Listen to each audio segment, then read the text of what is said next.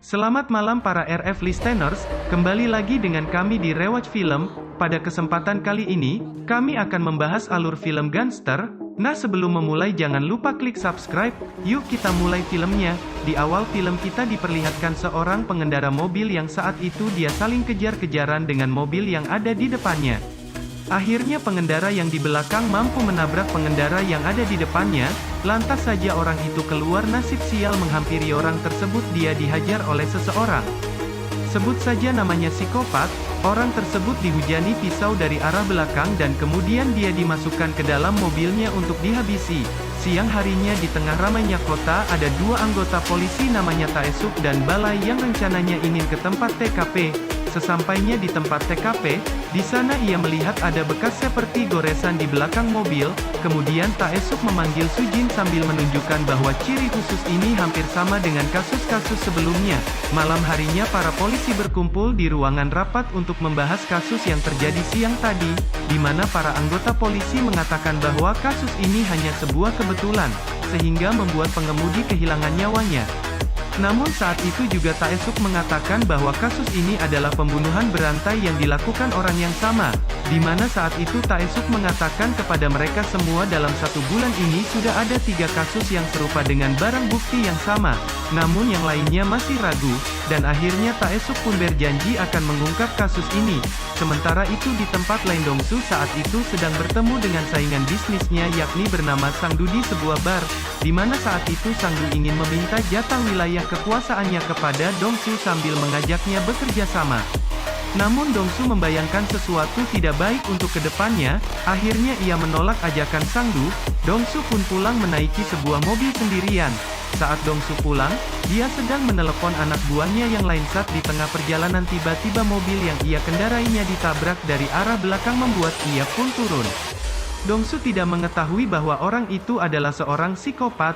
Psikopat itu turun dan mengatakan kepada Dongsu bahwa dia tidak sengaja karena jalanan yang licin. Dan Dongsu pun menjawab bahwa ini hanya masalah kecil dan menyuruh psikopat itu untuk pulang.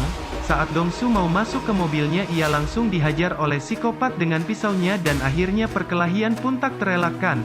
Saat itu Dongsu beberapa kali tertusuk begitupun psikopat ia juga tertusuk beberapa kali namun ia mampu lari dari tempat itu dan menabrak Dongsu dan psikopat pun lari ke pedesaan. Sementara itu Dongsu dilarikan ke rumah sakit.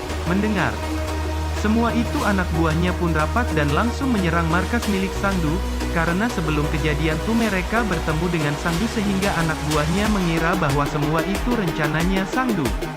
Setelah beberapa hari Dongsu pun mulai membaik dan mengatakan kepada salah satu anak buahnya bahwa pelaku itu bukan dari pihak Sangdu. Nah saat itu juga Taesuk datang dan menanyakan Dongsu tentang kejadian kemarin. Namun Dongsu ingin polisi ikut dalam urusannya, anak buahnya yang akan menangkap orang itu nantinya dan menyuruh Taesuk untuk pergi dari tempatnya. Akhirnya Taesuk pergi, namun Dongsu sedikit kesusahan karena keterbatasan alat. Akhirnya ia memanggil Taesuk untuk diajaknya kerjasama untuk melacak keberadaan psikopat. Saat inilah Dongsu dan Taesuk bekerja sama untuk menangkap psikopat tersebut, di mana Dongsu nantinya akan mengarahkan anak buahnya membantu Taesuk agar tugasnya lebih mudah untuk memecahkan kasus pembunuhan berantai ini. Sebelumnya Dongsu sudah menyuruh orang lain untuk menggambarkan sketsa wajah psikopat tersebut, dengan dendam membara dan daya ingatnya yang tinggi dan akhirnya sketsa tersebut hampir mirip dengan wajah aslinya. Singkat cerita Dongsu saat itu menyuruh anak buahnya membunuh Sangdu dengan pisau milik psikopat karena dia takut nantinya bisnis judinya akan tersiingi. Alhasil Taesuk yang mengetahui bahwa ketua gangster lainnya terbunuh sehingga ia marah kepada Dongsu. Mereka kembali ke pembicaraan awal di mana saat itu Taesuk berjanji akan memecahkan kasus sebelumnya, dan kemudian ia akan menangkap Dongsu.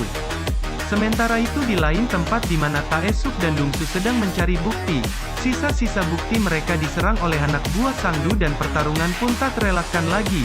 Namun akhirnya mereka berdua mampu mengalahkan semua anak buah Sangdu.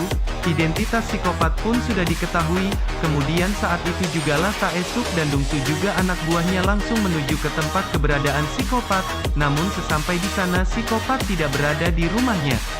Malam harinya Taesuk dan para gangster mengetahui keberadaan psikopat, akhirnya mereka menabrak mobilnya, namun saat itu juga dia mampu lari. Setelah pengejaran akhirnya Dongsu berhasil menemukan psikopat tadi dan langsung menghajarnya tanpa ampun. Saat itulah psikopat dibawa ke kantor polisi untuk disidang, di mana saat sidang psikopat mengelak bahwa bukan dia yang melakukannya, dan saat itulah Pak Hakim dan Pak Jaksa menetapkan psikopat tidak bersalah karena tidak ada bukti yang kuat. Namun saat itu jugalah Dongsu datang dan membuka bajunya dan mengatakan semua bukti-bukti yang ada. Akhirnya saat di persidangan Dongsu memperlihatkan bekas luka di sekujur tubuhnya dan ia mengatakan bahwa di tangan psikopat ada bekas luka dan di dada sebelah kanan ada bekas ia tusuk. Akhirnya psikopat ditetapkan sebagai tersangka dan dijatuhi hukuman mati atas pembunuhan berantai. Singkat cerita di mana saat Dongsu memasuki ruangan di mana saat itu Dongsu sambil tersenyum memandang ke arah psikopat.